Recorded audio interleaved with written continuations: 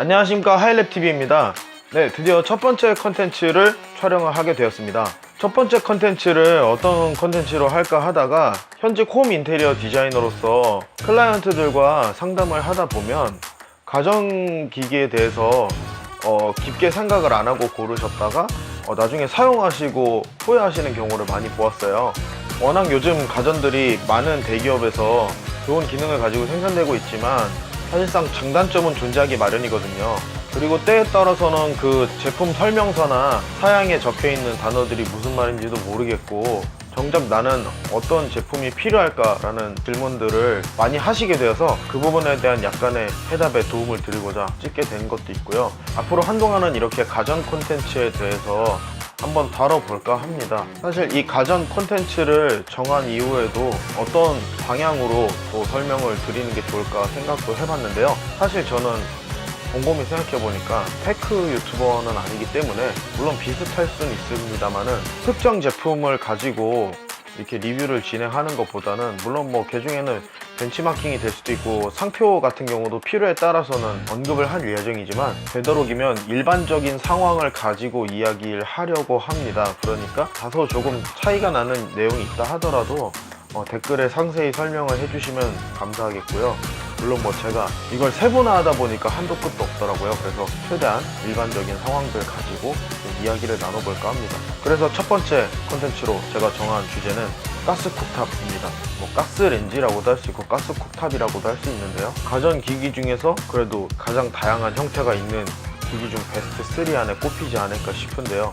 물론 이 다음에는 전기 쿡탑에 대해서도 다룰 예정이지만 일단 가스 쿡탑만 하더라도 상판의 재질, 뭐 화구의 개수, 화구의 모양, 뭐 받침대 모양, 탑을 이제 실딩을 하고 있는 어떤 부품들의 모양에 따라서 엄청 다양한 제품들이 존재하게 됩니다. 일단은 2국 쿡탑, 3국 쿡탑, 4국 쿡탑처럼 이렇게 화구의 개수에 따라서 분류해 볼 수 있겠고요.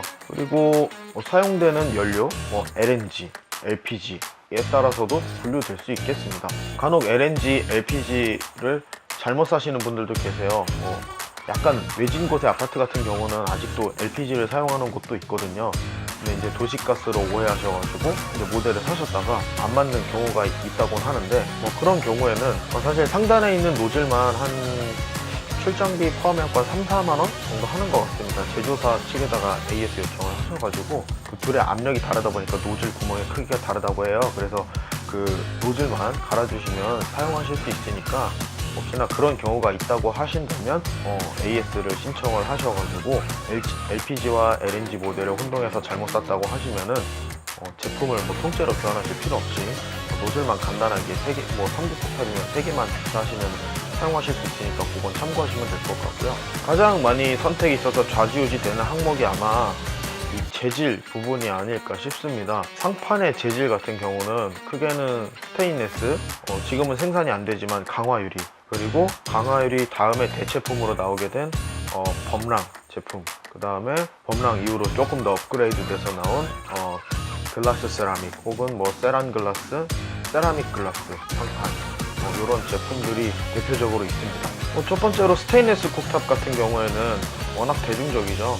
소재 자체가 워낙 무난하고, 물론 너무 스테인레스를 오래 사용하셨던 분들은 그걸 또 단점이라고 생각하시고 관리가 어렵다 이런 생각을 가지시고 이제 싫어하시는 분들도 계시는데요.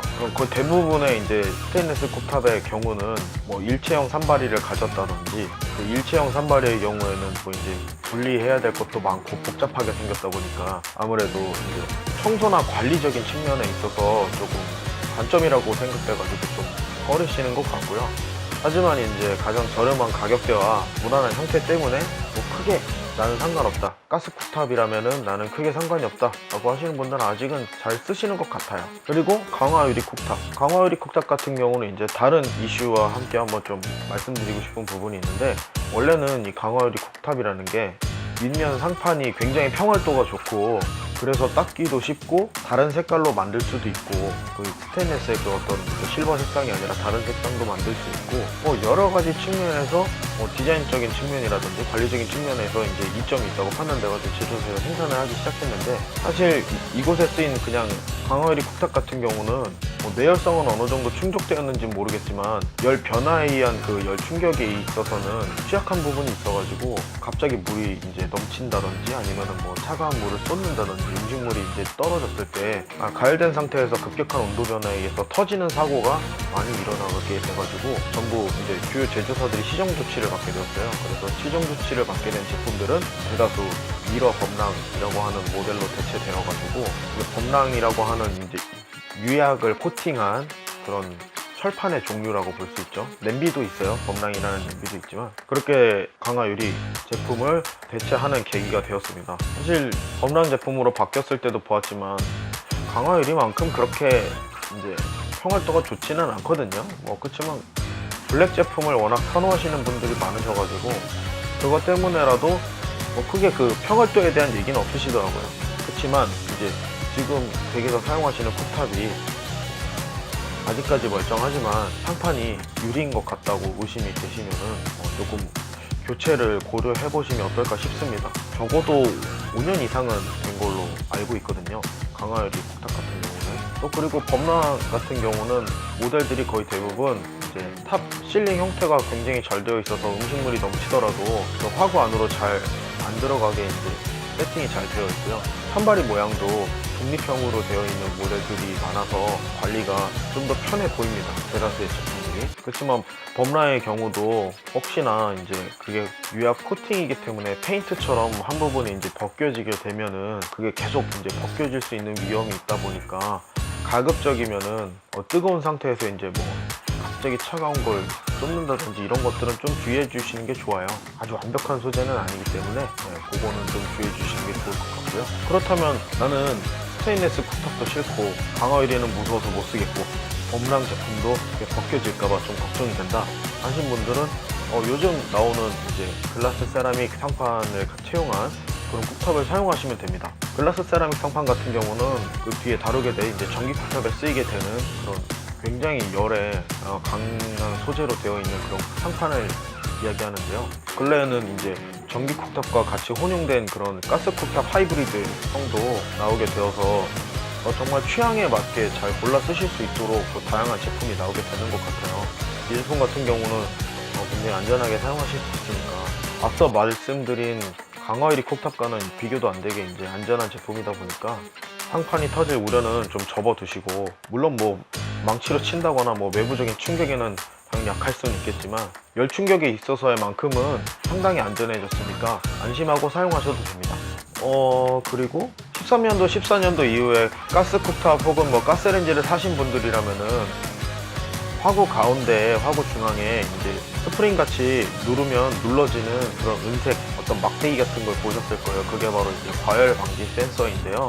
그 가스 폭발에 대한 이슈가 굉장히 좀 심했을 때 가정에 있는 자동식 소화기라든지 스프링 쿨러 이런 걸로는 한계가 있다고 판단을 해서 어떻게 보면은 가스레인지 제조업체에도 가스 폭발 안전에 대한 어떤 대응책을 마련하기 위해서 어떤 조치가 이루어진 게 이제 13년도 초입니다. 근데 갑자기 만들던 쿡탑들을 이제 과열 방지 센서를 장착을 해서 내놓으라는 그런 법규에 바로 이제 생산 라인을 적용시키기 어려웠기 때문에 한 4월, 5월쯤에 적용을 시켜라 라는 그런 조치가 내려져서 3국 쿡탑이라면 이제 대형 화구 하나만이라도 센서를 장착해서 생산을 해라 라는 요청 때문에 그때 이후에 만들어진 제품들은 이제 대형 화구 하나에는 꼭 과열 방지 센서가 장착되어 있을 거고요. 그 다음에 14년도 1월 1일부터는 전 화구에 과열 방지 센서를 장착해라 라는 것이 의무화가 되어서 그때 이후로 만들어진 제품들이라면 모두가 다 과열 방지 센서가 달려 있을 겁니다.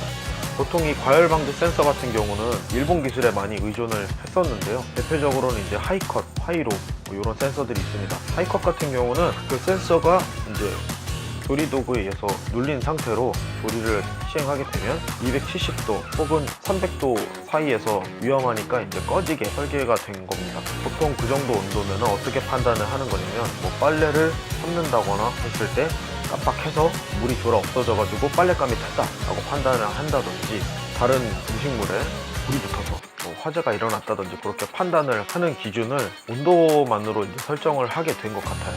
물론 가정용 자동식 소화기 같은 경우에는 가스 노출도 감지를 하고 열도 감지를 해서 중간 밸브를 잠근다든지 이제 그런 기능들이 있지만, 이제 가스쿡탑에서도 또 한 번의 안전장치를 더 더했다고 볼 수 있죠. 그렇지만 이 센서 때문에 정말 제가 명절날 엄청난 전화를 받았던 기억이 납니다. 첫 번째 시즌 때, 이 제품을 팔게 된 시즌 때. 왜냐면 오래 조리했다는 이유 하나만으로도 센서가 달궈져서 위험한 상황이 아닌데도 불구하고 꺼지는 경우가 빈번했고요.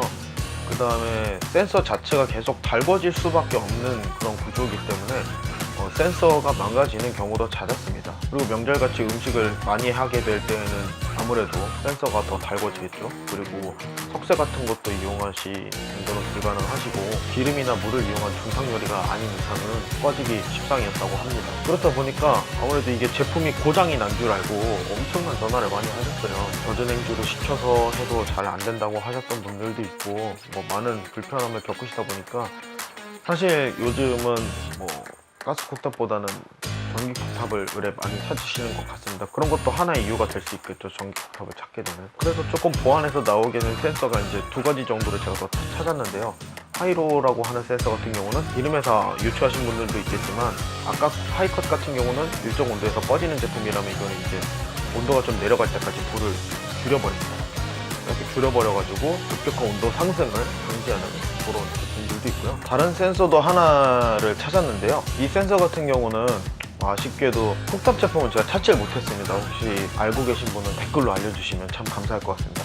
복사열을 이용해서 센서를 감지하는 건데요. 직접 센서에 닿게 해가지고 측정하는 형식이 아니라 복사열을 통해서 측정을 하기 때문에 센서가 그 기기 안에 있습니다. 그래서 이 형태 같은 경우는 센서가 여러 개 직접 닿는 형태가 아니다 보니까 아무래도 센서에 대한 내구성이 향상되어서 고장이 좀 덜하다고 합니다. 그리고 아까 말씀드렸다시피 센서가 눌려야지 이 화구가 작동을 하다 보니까 이 센서를 인위적으로 누르게 되는 오덕이라는 제품을 이제 올려놓고 사용하시는 분들도 있다고 하는데, 이것 같은 경우는 이제 원래 용도는 제가 알기로는 이 받치고 있는 산바리의 형태가 작은 그릇들이나 이제 안정적으로 받쳐주지 못하는 그런 조리 용기들을 좀 더 안정적으로 받쳐주기 위해서 보조해주는 장치로 알고 있는데, 그거를 이제 센서를 눌러주는 용도로 사용을 하게 되면 위험할 수 있다고 합니다. 끼워 팔기도 했다는데, 이제 그런 제품들은 편리성 면에서는 어떻게 보면 좀 혹할 수도 있지만 사용을 안 하시는 게 맞다고 생각합니다.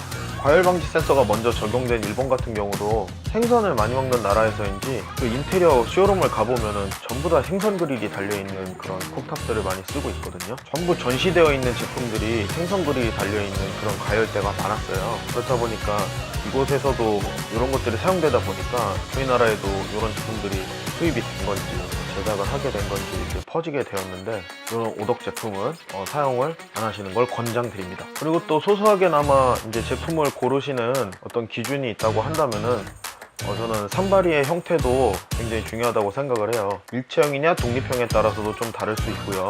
왜냐면 요거는 이제 청소나 관리 면에서 청소나 관리랑 관계가 있겠죠. 왜냐면 이곳 쪽에 붙어있는 산바리가 일체형으로 되어 있다 보면은 하나가 이제 지저분하게 되더라도 그거를 다 들어서 닦아야 되니까. 그리고 아무래도 부피가 크다 보면은 그 산바리를 닦는 게 아무래도 복잡하게 생긴 것 같은 경우에는 더 닦기 어려울 거잖아요. 아마 닦아보신 분들은 아실 거예요. 그리고 어떤 산바리 같은 경우는 무거워서 저희 어머니 같은 경우는 무거운 제품 같은 경우는 좀 손 아프실 땐 좀 힘들다고 하신 적도 있었고, 그리고 산바리 형태 같은 경우는 받쳐주는 다리의 개수도 이제 갖가지고 그 십자가냐 X자냐 이렇게 곡선으로 되어 있는 것도 있고요. 그런 형태에 따라서 공중팬 같은 경우는 음식물이 조금 들어있었을 때 엎어지기도 하더라고요. 그래서 그런 부분들은 자주 쓰시는 조리 용기가 어떤 건지도 조금 고려하신다면 조금 더 나한테 맞는 그런 제품을 고르시는데 도움이 되지 않을까 싶습니다. 자, 여기까지 이제 가스쿡탑을 고르는 여러 가지 관점에 대해서 제가 다뤄보게 되었는데요. 첫 영상이라 제가 좀 긴장도 많이 하고 좀 딱딱하지 않았을까 모르겠는데 끝까지 봐주셔서 너무 감사하고요. 제가 말씀드린 이런 사항들 말고도 아니다, 이런 문제들은 새로 나온 내가 지금 쓰고 있는 제품들은 이런 개선점을 가지고 나와서 괜찮다라고 하는 점이나 이런 부분들은 어떤 문제점이 있는데 어떤 단점들이 있는데 왜 그런지 잘 모르겠다 하신 부분이라든지 여러 가지 의견이 있으시면은 댓글창을 활용해서 저한테 의견 주셨으면 좋겠고요. 사실 이런 제품들을 저도 이제 상담을 기반을 해서 여러 의견을 들은 걸 토대로, 그리고 이제 제품에 대한 어떤 정보들을 이제 수집한 토대로 제가 영상을 만들다 보니까 실제 사용하시는 분들의 의견들을 좀 받고 싶은 목적도 있거든요. 그래서 사용하시다가 발생했던 어떤 여러 가지 이야기들을 남겨주시면 제가 또 그런 질문에 대한 답변을 가지는 시간을 한번 갖는 것도 좋을 것 같습니다. 어쨌든 앞으로도 나오게 될 영상들에 많은 관심 보여주시고 좋아요와 구독을 눌러주시면 저희 하이랩TV에 아주 큰 도움이 됩니다. 다음 영상은 전기 쿡탑에 대해서 다룰 예정입니다. 좀 더 합리적인 선택을 하시기 위한 정보들을 꽉꽉 담아서 영상을 한번 만들어 볼 계획이니까 많은 관심 부탁드리고요. 긴 시간 시청해 주셔서 감사합니다. 하이랩TV였습니다.